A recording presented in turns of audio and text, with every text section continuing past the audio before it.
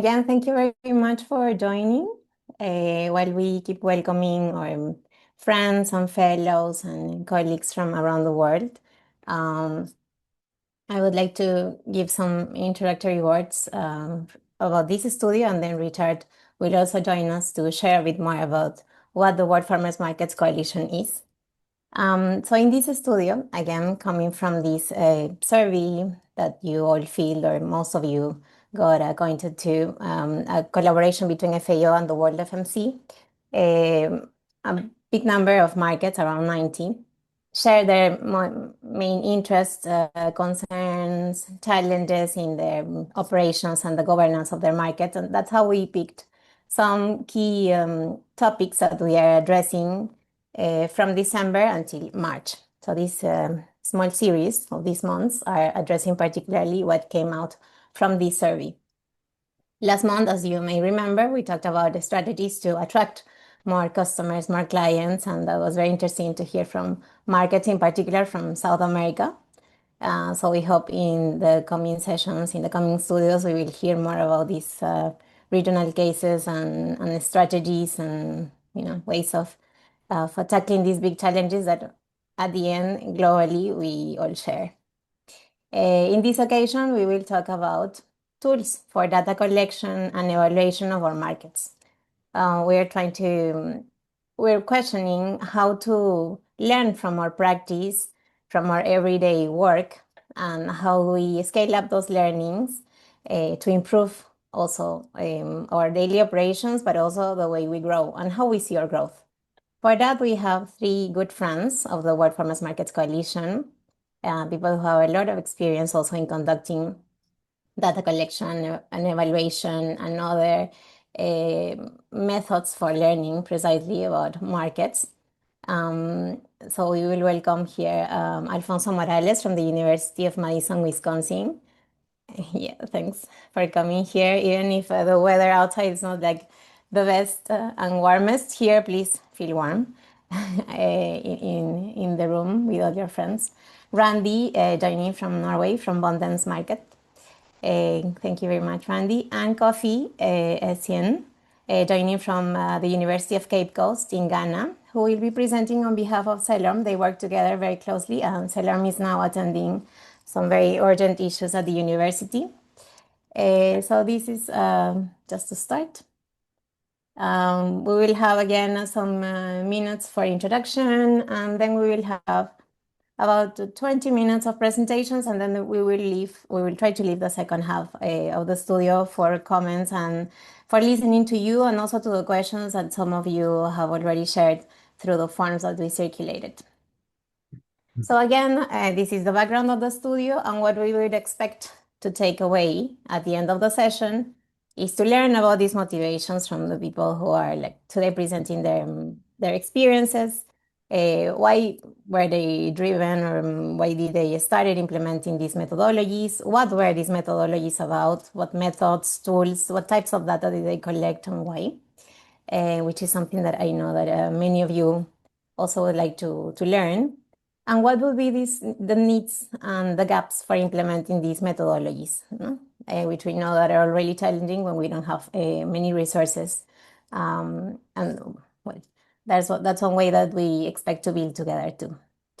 So in the order of presentations, we will hear from the experiences of Alfonso and Kofi, who have a more national and regional experience, and then we will move more to the local, also national, but more particular implemented methodologies that Randy will share from Norway, from her network of markets. Please, let's welcome Richard, who will share with us some words about the WorldFMC. Anna, thank you. Thank you so much. And hello, everyone. My name is Richard McCarthy, and I am president of the World Farmers Markets Coalition.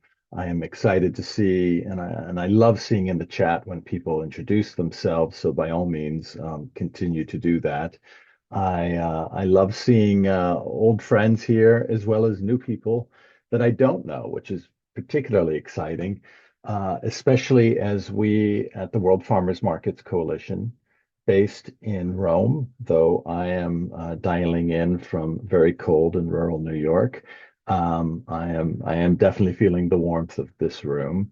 Um, and I'm very excited that we are really growing as a community of practice. And this really sits at the heart of the World Farmers Markets Coalition, and in particular at the Academy.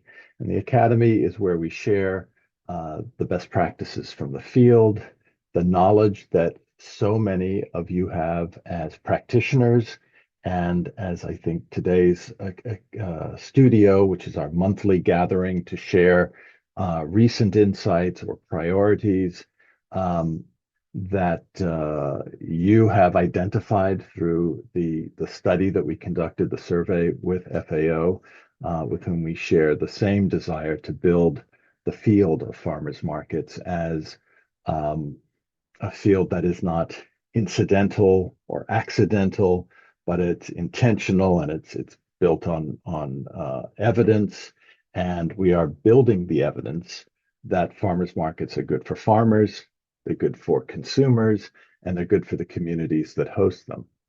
And we know as practitioners that we are often asked very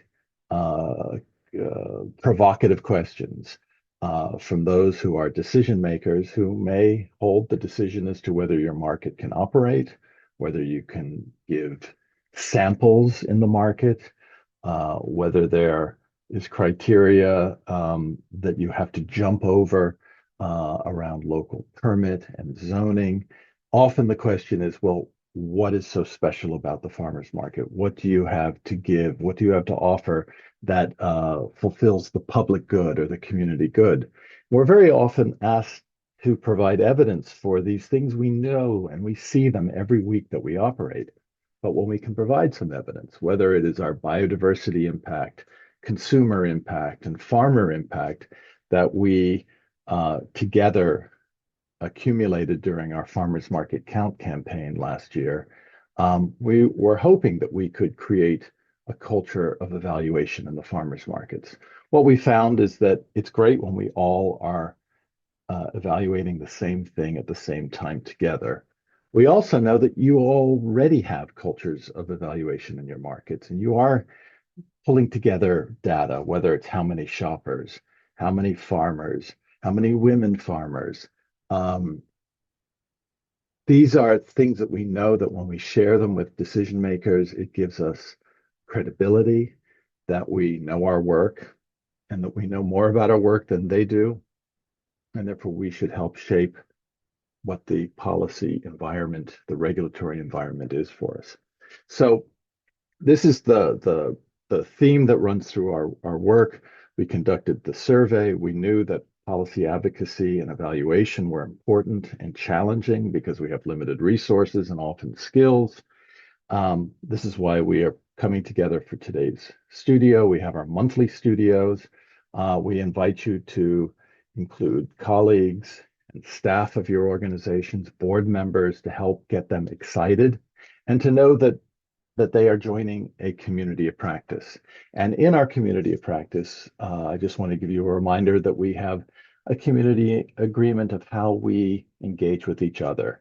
So you may remember this if you've attended past studios, is to be present and engaged, to welcome and honor multiple viewpoints, to hold judgments and disagreements softly, to trust intent, acknowledge impact, listen to learn, ask to understand, make space and take space, and don't follow me in thinking in paragraphs. Please think in sentences, and I will try and round up right here. I encourage you to use the chat as a way of posting questions or remarks, or this resonates with me. And from this studio, next month, our members will be getting together in our different constituencies to evaluate the conversation that we have today and to dive in deeper in our collab. And many of you have been contacted about this as members, where we will have peer-to-peer discussion to identify what are the policy advocacy priorities, successes, and challenges. So welcome everyone, and if you're new to the World Farmers Markets Coalition, I welcome you under our tents and umbrellas. And Anna, over to you. Thank you very much, Richard. So we will start now listening to Alfonso and his experience from farm to facts and the work he has done at the University of Wisconsin-Madison. Please, Alfonso. Buenos dias a todos. Good morning, folks. I'm very glad to see all y'all today. Thank you very much for coming. Thank you, Ana Maria. Thank you, Richard. It's nice to see you. Those of you that I know on this call, I'm delighted to see you, Justin Cantafio. Today, I'd like to focus on data collection and the relationship between individual farmers, market managers, market organizations, and the stakeholders. And we'll do this in a circle because it's a process. It's a process that we have. So we start with curiosity. We start with some purpose. Even if it's curiosity, we're wondering what's going on with the market. In my experience, this started this has started in all my career. I've been a consultant to individual markets for 30 years here in the United States. But about 15 years ago, 18 years ago, Stacy Miller of the Farmers Market Coalition of the United States reached out to me and asked me to support her in data collection from farmers market managers about their needs. And that purpose of the Farmers Market Coalition of the U.S. We discovered that farmers market managers needed data. So she and I wrote a USDA grant that built the software tool that I'm going to talk about a little bit today. But the purpose really is knowledge production. And we start with the knowledge of farmers. I grew up in farming and ranching, and I know every single farmer we work with has knowledge, intimate knowledge of their activity. And likewise, managers have knowledge of their activities. They have that knowledge and they track that knowledge. Why do they do that? Because they want to be productive. They want to learn from their experience. And that's what you all want to do, and that's what we would like to support. So we also want to see how to respectfully transfer knowledge from farmers to market managers, from market managers to market organizations, or to other stakeholders in their context. And that's very important. So local knowledge is super powerful, and that is the focus of knowledge production. Communications. We want to put data in context so that all the stakeholders, from their particular perspective, we provide them information useful for their decision making. Very important to take into account the variety of perspectives in play. And then we do this with tools, and our tools have to be context sensitive. So they have to comprehend, they have to understand that the farmers we work with come from different levels of experience. The market managers, the stakeholders we provide information for, everyone has their own particular experience, but together we amplify that experience. We produce new knowledge and grow in our ability to produce that knowledge, grow in our ability to understand that knowledge. And so we engage in processes that build human abilities, that build our capacity of individuals as well as the markets themselves. We do this in a context-sensitive way. So, for instance, the Farm to Facts Toolkit that's been operating in the United States, we have an instance of it. It works in Canada, and we're building for Australia right now. That toolkit was built with farmers market managers. We did it together in response to the particular needs in the United States, and then, of course, with sensitivity to Canada and Australia. So our goal is that in any given context, I either help or collaborate with people on this call to help prepare data collection tools that are useful in that context, or we take our existing tool and we adjust it for that context. So it's context sensitivity. So, and we're aware, we're conscious and intentional to support people in being able to do work themselves. You might call them citizen scientists, would be one way to think about it. And then in terms of the tools themselves, well, I'm on National Science Foundation and USDA grants here in the US around AI, and I can talk about remote sensing, for instance, or other sorts of artificial intelligence tools that can support data collection, but there's no substitute for the human element in data collection. The methods, the methods matter, of course, a great deal. They start with remembering that you all are experts in where you're at. And it's very important to recognize that many farmers and market managers have limited resources. So it's very important to use science to minimize the amount of work that market managers need to do. And we do this using sampling techniques, for instance, and being consistent in our work and telling stories carefully of high impact.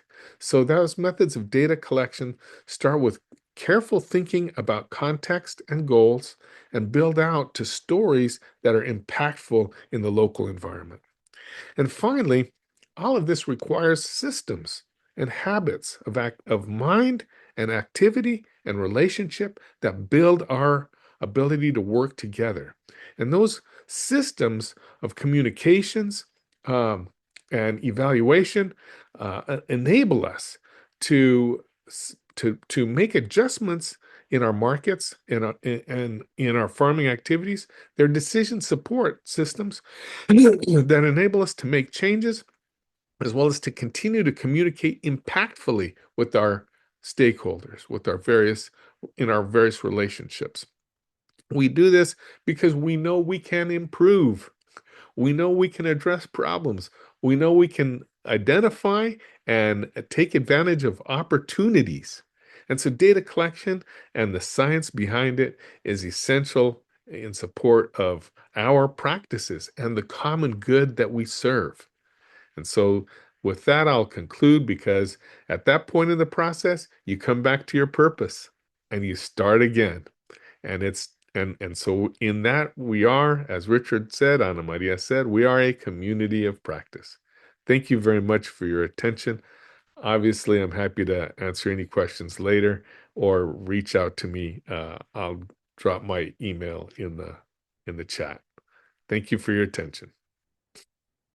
Thank you, Alfonso. Actually, I was already listing some questions for later, but it's a great invitation actually to start this conversation also with other allies, with other people or institutions that can work with us. I was thinking about the examples that we have around academia mainly, but also other institutions maybe that can help us with all these tools. You were talking about science, about developing all this way of thinking. Usually you don't do it alone, not even only in your one community, but talking with other communities too. No? So let's move to the practicalities later on in the questions. And let's welcome Kofi, who's joining us from the University of Cape Coast in Ghana. And he's a development practitioner. I was mentioning earlier that we introduced Selam first, but Selam had to leave for an urgent appointment at the university. But Kofi works closely with Selam, and they have worked on an interesting FAO project and also in some collaborations with farmers markets. So please, Kofi, tell us a bit more. I'm sorry. Tell us a bit more, please, about your work.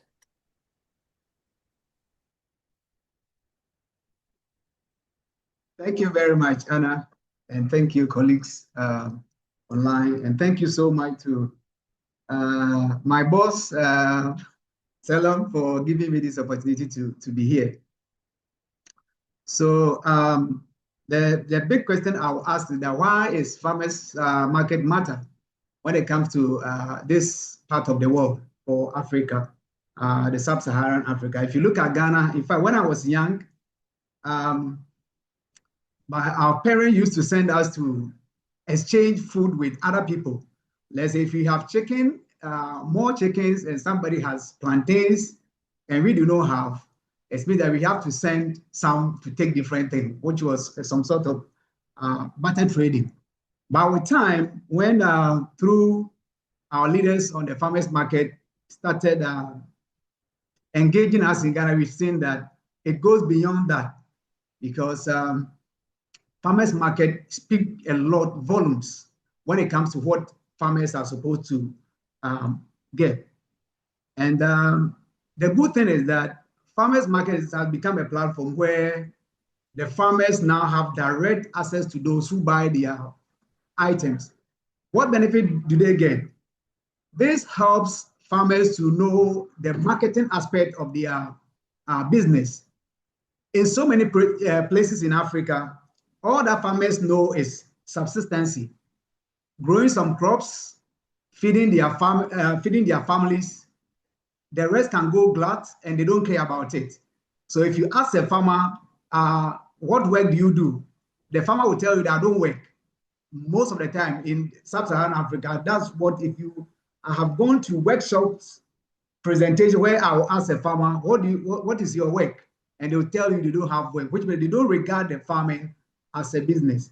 But with the farmers market onset, it has shown that farmers can actually come close to their buyers and they themselves do the business with the buyers and get the benefit that they need. It even guides them to know what crop they should grow, because if particular patron comes and always asks of a particular crop or a particular item, I will think of looking for a good soil to grow it.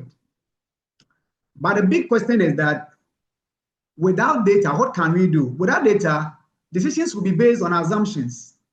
Market performance will be unclear to us, and the impact will be very difficult to demonstrate, as it were.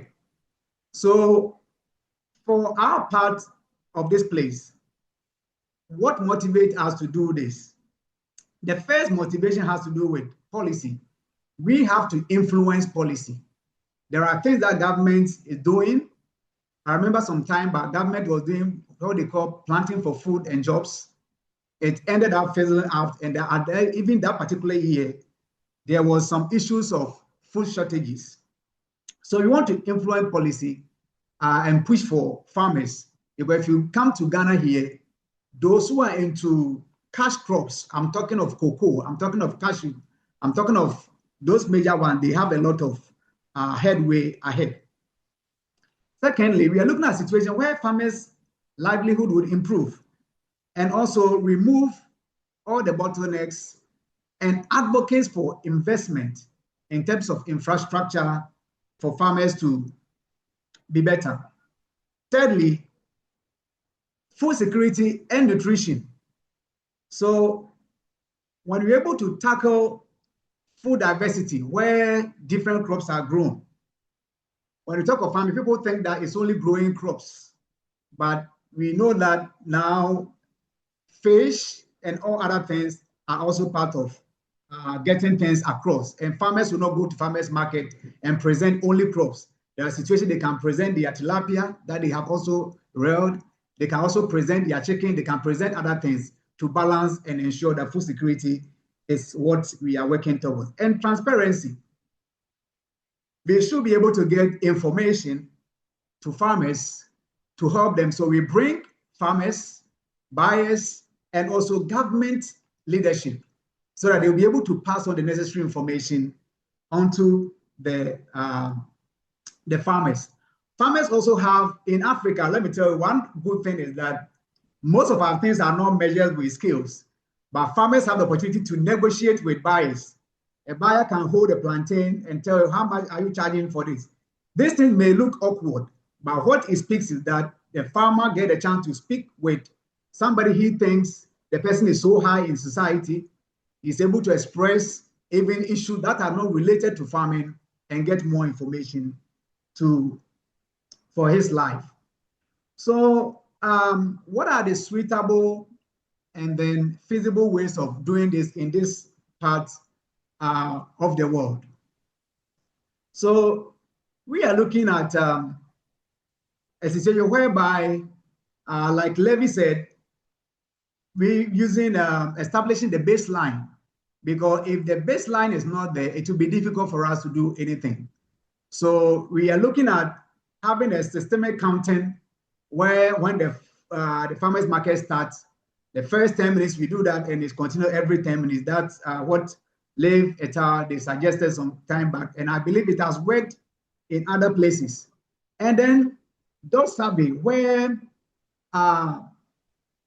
information about what we are doing, their people demographics and all the necessary information will be taken, because that's where we can reach out and support what they are doing. Then observation and constructive comment, where all these leadership vendors, some key farmers and manager can come together and brainstorm and get feedback together. This will give a reliable snapshot of how the market can function better. The other thing has to do with understanding success and failures. What is working, what is failing, and what are the things that we are looking at here? If the market is working, what are the things that are making it work? And what are the learnings that we can pick from there? And this one will help us to improve what we are supposed to do. Then I'll talk about the economic and governance outcomes that can also help this. So are we looking at vendor-led markets? Are we looking at community-led markets? Are we looking at organization embedded markets? Which one is the best, and how can each of them function, and what are the weaknesses each of them is having? So these are the things that we look at, and then it goes beyond just the sales. Then we look at the different models that exist. That's what I've mentioned. And then the accountability that each of them require to make it work better. So the question is, what data matters most? We are looking at operational data. So what is happening at the market? Even the way that the market generates, how do we control it?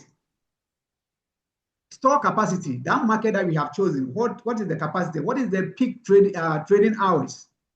At what time do buyers come in? And all these things we need to take data on. Then we are talking of advocacy. How much produce comes from smallholder farmers, and how market stimulates nearby businesses.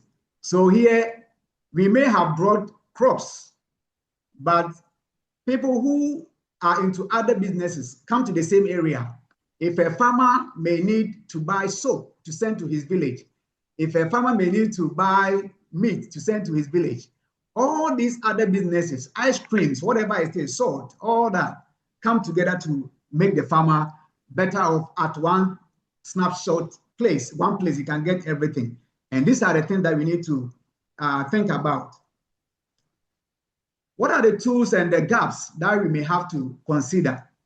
So if you look at the FAO guidelines, we look at the territorial market mapping. It shows how producers, traders, and consumers are connected. So it shows how the connection is, and we have to leverage on that to ensure that things work better. However, two major gaps remain per the FAO mapping outcome. That's what you came to Ghana. Lack of standardization in terms of weight and measurement. I have gone to a place that the food crops plantain was so much that as you are put there, and people were even using their legs to point, how much is this? This is not what we want. If we have data and farmers are giving information, they know the standardized price, they know the standardized measurement for maize, they know for rye, they know for all the items, and this one can work very well for them. At some point, because you don't have data on records keeping, I think when FAO came, that one also came up. We don't have data on records keeping, so farmers sell at a price where at the end of the day, they have the losses. So to be ending, what are the takeaway points that I'll put out here? When market actors understand what is happening and why, then decision can improve. governance can be strengthened, and then impact becomes visible and then defensible. So we can put all these together. So the recommendation I will put out here is that we have to prioritize consistent data systems that markets can realistically maintain, supported by capacity building and partnership. When we're able to put all these together, farmers markets in this part of the world, especially Sub-Saharan Africa, it will work so well. And Ghana, we want to lead and then pick the necessary data to make it work very well. Thank you so much. Thank you very much, Kofi. Thank you very much, and thanks for that reminder of the usefulness of this information for policy and for advocacy from our fields. Randy, welcome to you. Thank you very much for joining us. Randy is leading Farmers Markets Norway, and she's also a practitioner in food security and rural development. So she will share her experience at running the markets in Norway. Thanks. Thank you, Anna, and it's great to see that there's a lot of international farmers market friends here today. I will just give you a very brief overview of how we have been collecting data since the very beginning of the farmers market in Norway. Because we have been collecting turnover from all the markets and all the vendors from day one. And as you can see, the total turnover has been growing a lot since the very beginning in 2003. This gives us a very good view of the development from a baseline, because we have the baseline in 2003. And it also makes it easier for us to discuss improvements and fees when the markets have their local general assembly.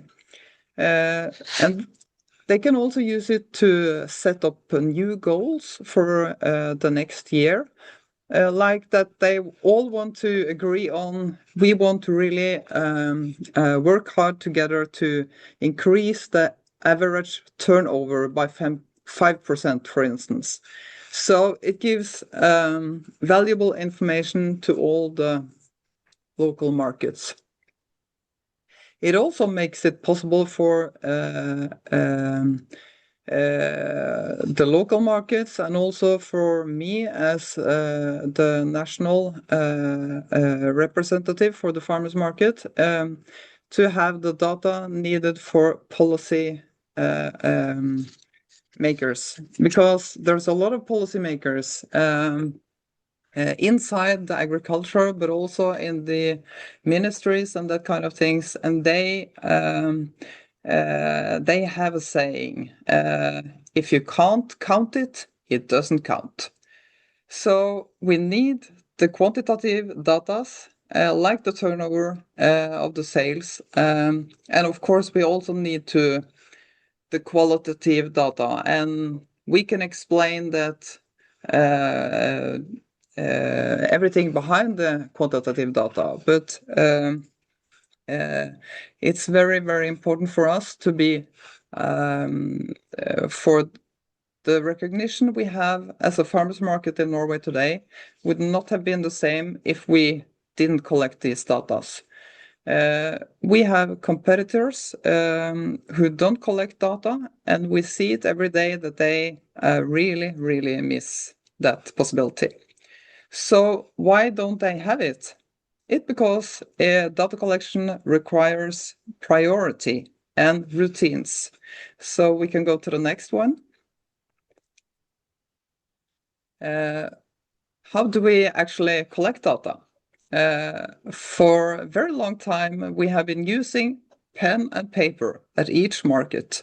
And one market, they actually still do it in Norway in 2026. Of course, there's also been a lot of phone, emails, SMS to the market managers. It's like this because they're coming always. But we have also been making a web page to collect the data digital. And you see the photo of that web page. It's very, very easy to use, and it's also didn't cost us much money, and it's been improving the way we have been doing it. So this data collection from each vendor on each market is going to the local market, and the market is making a yearly summary and send it to me at the national level. And then I make the national numbers, the first slide you saw. We can go to the next one. Because for a very long time, we have wanted a new system for us to help us with this data collection. Because, of course, there's a lot of vendors who don't give us the data. And what do? We have to call them and send them SMS, and it's a lot of work.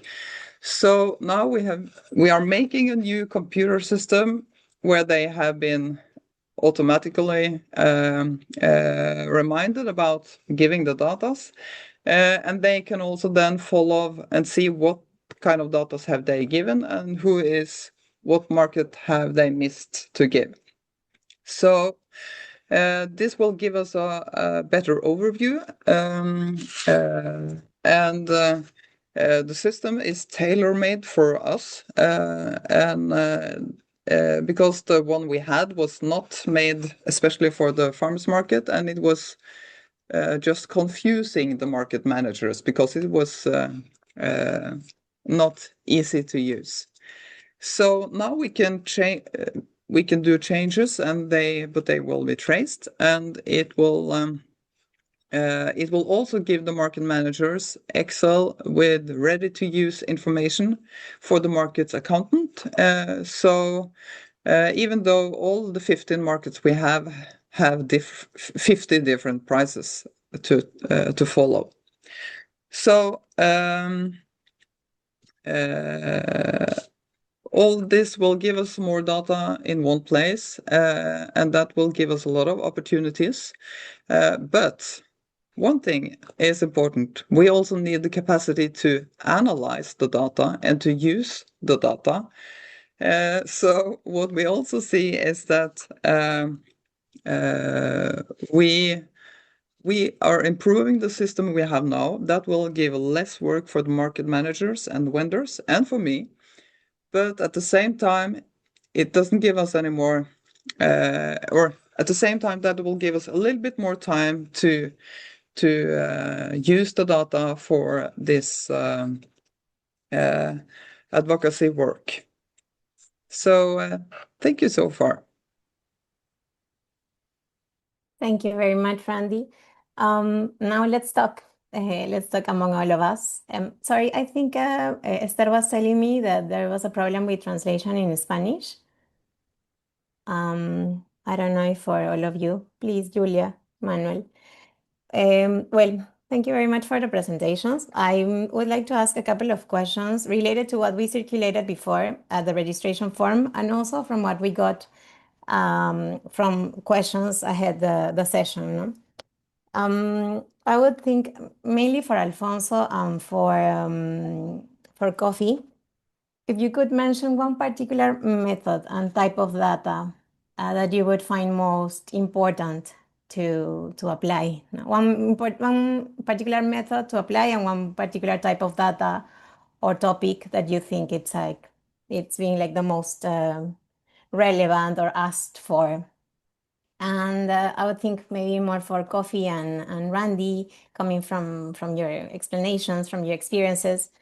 How did you translate this to advocacy or to a policy tool or a dialogue with authorities if you have some particular experience from the field?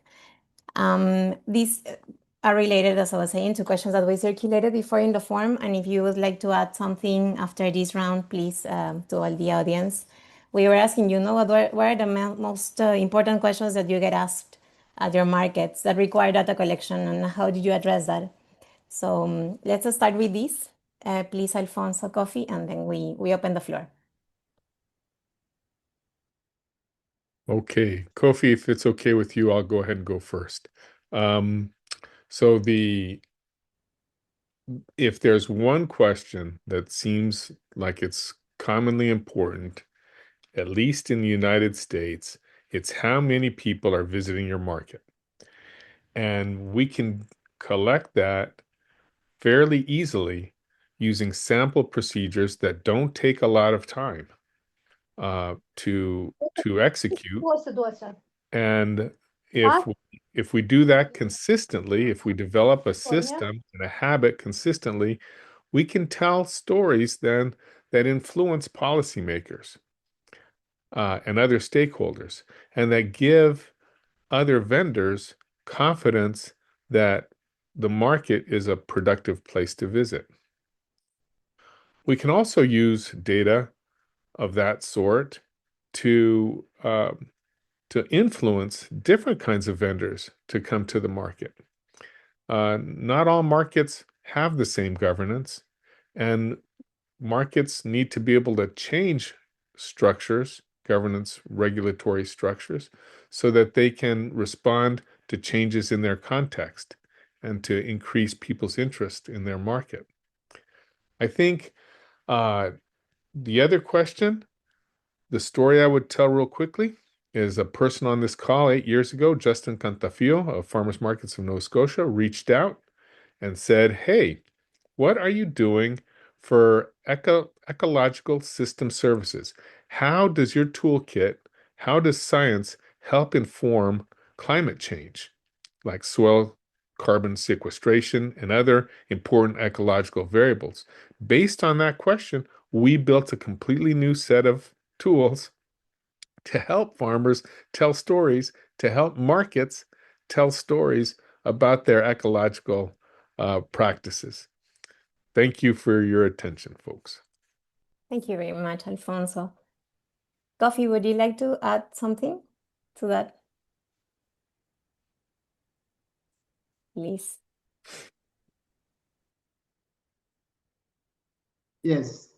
I think what Prof. Alfonso has said is not too different. But what I will add is that in this, in our part here, take for instance, situation where we don't send scales to the market to, let's say, measure things. Farmers are able to have interaction with the people who come there. And through that, a lot of conversation go on, and it generates a lot of information where managers, vendors themselves, and then also the farmers can get information. And then another way that we can also generate a lot of data is what I presented, or especially the systematic counting, where because people don't come in bulk. So as when people are coming, we look at the first, let's say, 10 minutes, and then from what Liv, who they, I think it has worked in so many areas. You work from time to time, you check. Then that's what will tell you the volume of people that come. In the next time you check again, and I think that one will also work. And then the surveys, I think doing a survey, how people are shopping, what people are buying, and all that. Those are key information. There are one thing that I didn't realize until now, that when you communicate with people, and then maybe particular food item, let's say yams, we come today, there are no yams. The next day, there are no yams. It gives you information that, oh, farmers or the buyers within this area, this is exactly what they need. And therefore, the market has to work around it to make it interesting. So that if I come there and I'm not getting, it means I wouldn't come again. But when I come and what I want has been provided, those ones will come. And all this, we need to get a way of getting this information so that people can have, we can have concrete information and then pick this data to improve the market at all times. Thank you. Thanks, Kofi. Randy, would you have some comments? I see you're already adding some on the chat. Yeah, I added one comment there about this big question about trust. How do you trust that these numbers are not going all over? but it's first of all, the vendors, they see that it's very useful, and they also see that they have the numbers themselves, and they need the numbers to be able to take a look at, do we actually earn money on doing this? And they also need it to have the data on how much of different kind of things are they actually selling, how many bottles of this and how many bottles of that. And they also are obligated to have, as a company in Norway, they need to have an account and make an official accounting and send it to the tax authorities each year. So they will have to pay the VAT and everything. So they need all these numbers. So there is no excuse that we don't have it. So, and what we see is that there's more and more official offices that are interested in the national numbers we have, and because they can use it for many different things.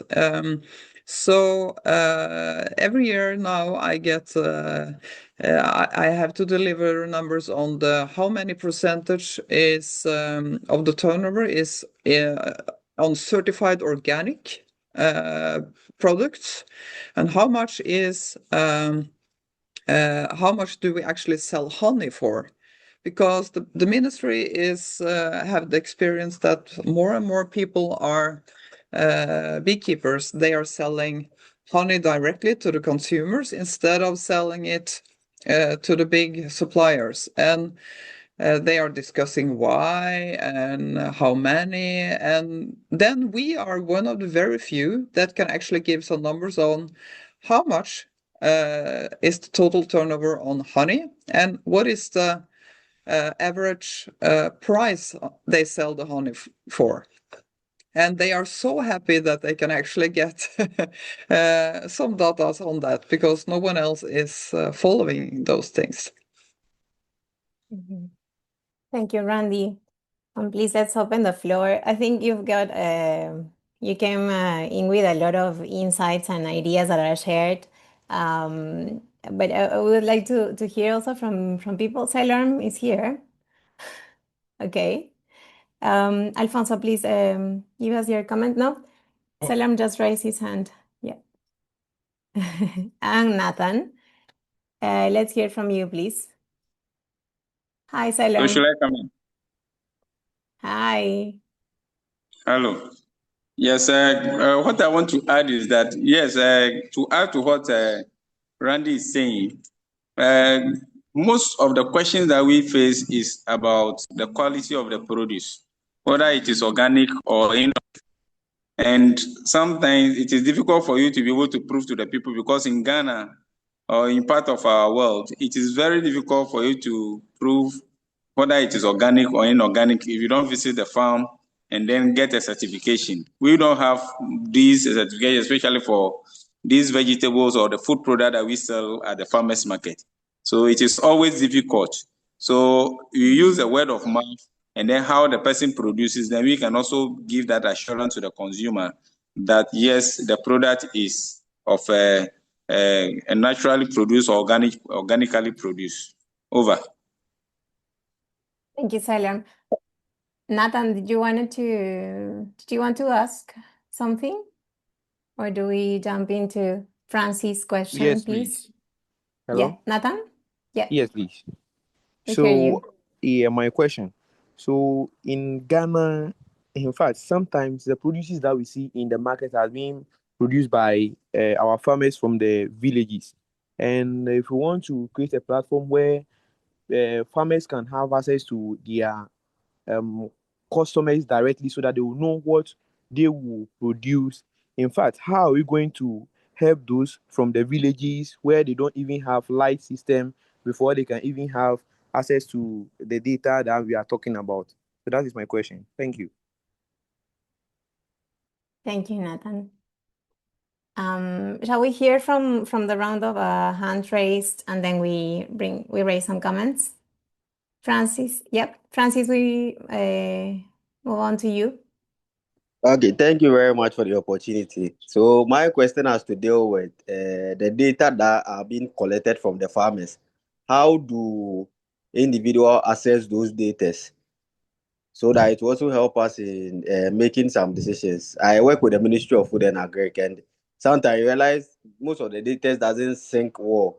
So it's very difficult to get data on marketing aspect of the produce we sell in Ghana here. So if this platform like gets data from the farmers, how do you get access to the data? Thank you. Thank you, Francis. And one last from Esther. Esther, ¿quisieras comentarnos algo? Ya. Muy buenos días. Bueno, acá me encuentro presente en la feria. Nosotros todos los miércoles participamos de nuestra feria ecológica, pero ahí quería un poquito aportar de cómo nosotros registramos nuestros productos. En realidad tenemos una certificación que garantiza lo que es un producto ecológico, y eso está en base a la ley que tenemos a nivel nacional en Bolivia, la ley 3525.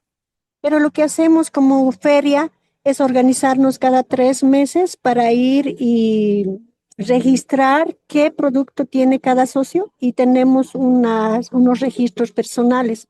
Y ahí podemos ver volúmenes, también qué tipo de producto este año va a ofertar, si había alguna dificultad en producción por el tema de factores climáticos, o si ha aumentado algún tipo de producción, también se registra eso. Y a la vez también hacemos el registro de qué insumos está utilizando para el tema de plagas, o alguna afectación que tenga por el tema de las plagas, que son obviamente bioinsumos, son totalmente hechos por ellos mismos estos bioinsumos para que la producción sea en su totalidad producto ecológico. Sí, Entonces, lo que hacemos es hacer este tipo de registros y hacer un control cada 3 meses. A su vez, para registrar estos datos, están también en el sistema que nos permiten de alguna forma ante las instancias públicas, al pertinentes a quien nos entrega la certificación, que ellos puedan ver estos registros de datos de productos, cantidades, volúmenes, variedad o tipos de producción, no solo en producto fresco, también en transformado, que sean los derivados, mermeladas y todo esto, y agroforestería, que son las frutas y todo tipo de productos que se puedan ofertar. Es la forma que hemos podido hacer nuestros tipos de registros, y que nos ha servido también para mostrar que lo que estamos ofertando y lo que estamos produciendo va dentro de la línea de una producción sana y ecológica. Gracias. Esther, estamos hablando de la regulación también corresponde con la regulación de sellos de garantía participativa, ¿no? Para mantener el sello es que haces, ¿no? ¿Me escuchas? I don't know if she hears me, but I think it corresponds, and it's linked to what Randy was saying. You know, if you have some normative regulation and authority also to which the information that you're gathering corresponds to, you have an additional incentive also to collect data, which I think it's challenging for the many reasons that you've raised. The challenges of getting responses from vendors, from people operating at the market, but then if you have other incentives such as using the information for increasing sales, for particular improvements that you communicate to, such as Sijun from South Korea was sharing also on the chat, or for complying with regulations that will keep you up to date with certification, and that's also like proving the work that you do at your community it's important to note, let's say, like incentives from context. I would like to give the word to you for some final comments, because there were some particularities also for the context of Ghana, of Africa, and the application of methodologies or methods at markets that I hope will resonate with people here at the audience. Please, if you have some other particular questions, leave them on the chat. We would like to hear from you. We know that there are tons of challenges. Every market is a community, is a particular environment again. But we would like to know how to tackle those challenges together. So let's go with this round of comments from you, please. And let's hear on the chat some more. Yeah, Coffee, would you like to comment something on, yes, on the let context me of Ghana? respond to. Can you hear me, Anna? Can you hear me, Yes, please? yes, Great. I hear you. Can I respond to Francis? Francis said he works with the Ministry of Agri, if I got him right. He was asking how he can have access to data. I think now farmers market has come to stay in Ghana, and we are doing everything possible to make sure that every part of Ghana, farmers have the market to be able to interact. And he is with the Ministry of Agri.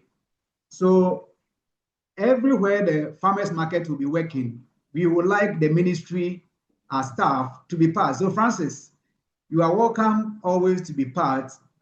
When the ministry people who are in charge, you are part of it, we will be able to advocate and ask for better things for the farmers. Because the information, if we generate information and it doesn't move to the Ministry of Agri and the Fisheries Ministry and the rest, it becomes limited. It ends with farmers market, but it shouldn't be so. It should go far. It should go to the ministry, get up to the government, so that the various policy changes, as I mentioned in my presentation, we can push for it to have the best for the farmers. Thank you. Thank you, Coffee.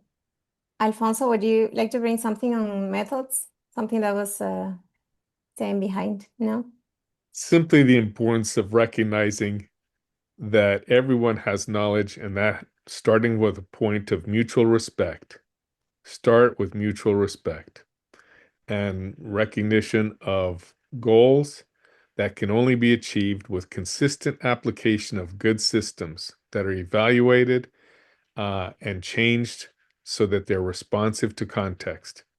That's sort of been our approach that has always been my career, 30 years, been my approach, and it's integrated into the way we built the tool that we have and has been used for 12 years now around the US. And that's why we're building it or in support, in relationship with colleagues elsewhere. So this is, there you go. And from there, everything else follows.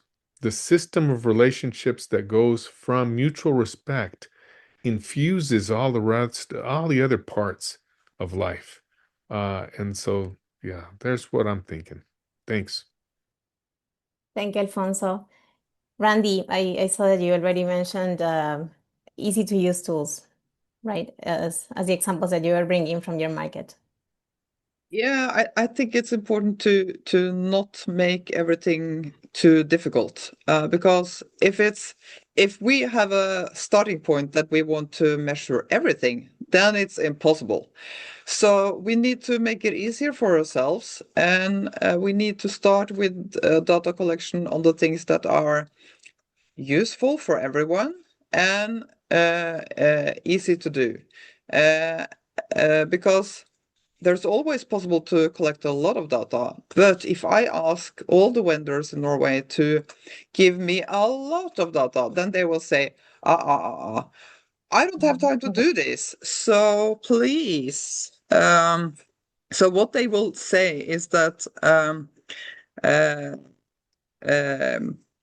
they are willing to give some, but so you have to be careful about what you ask for. Because if you ask too much, then they will say no. So, and of course, the results are never better than the quality of the data. So you also have to be very specific. So when I ask about turnover, I have to say, is it with or without VAT? And do you like, for instance, someone, do you like to split between food to eat at the market and food the customers bring back home? Then you have to ask yourself, why do you need that? What are you going to use it for? How difficult will it be for the vendors to give that data? And is it actually so important, because that's only about 5 of the vendors selling that both side things. So I don't need it actually, because it's not the main product. The main product is, yeah. So we have to be also, we need to think about the whole process. What are we going to use the data for? And will it help us to improve the markets? And if it's not, then we shouldn't do it. Well, thank you very much to all of you, and thanks for staying these extra minutes. Thank you also for the questions on the comments, the ones you left on the questionnaire. I saw very interesting ones on the chat. Very sorry that it's a short session. I think some have issues with audio. I don't know what happened today. So just for sharing what's coming next. We have meetings in February and in March, but in February we will dedicate a moment to meet with the members to get some richer insights, also in the application of data and evaluation. So in March, we will come back with an open studio, but in February, we're taking a pause for this internal work with the members to learn more about advocacy and dialogues with policymakers. And with this, I tell you, see you soon. Hasta pronto. Thank you very much for joining us today. Please be sure that we will write down the questions in the chat. I saw really, really good ones. I think we need to write some papers. Alfonso, I saw Annie from from Gain, Valentina from FAO, and all of you. I know that you have many things to share, so we'll have more chances, tons of talks on these topics. Thanks. Oh, greetings from Carmel. I was saying at the beginning, he's right now traveling in Africa, right now in Congo. So he would have loved to be here and say these closing words, but because of duty, he's not. But he sends you a big hug too. See you soon. Thank you. I'm sorry. I would like to take a picture of all of us perfect. together. So if you can open your The ones remaining, camera yes. and smile, so we will have this memory. Thank you, Julia. If you can see, I'm sweating. It's very warm here. Okay, I made one. I will not be able to have every, but I will make more than one so I can cover all the pages. Okay, almost done. And thank you for nice to all, see the whole. Grazie, Giulia. So nice when you open your cameras. Grazie a tutti. Hey. Okay, perfect. I'm done. Thank you very much. Thank you very much. See Thank soon. you. Bye. Stay in Thank you touch. so much. Bye. Bye. Thank you. Bye.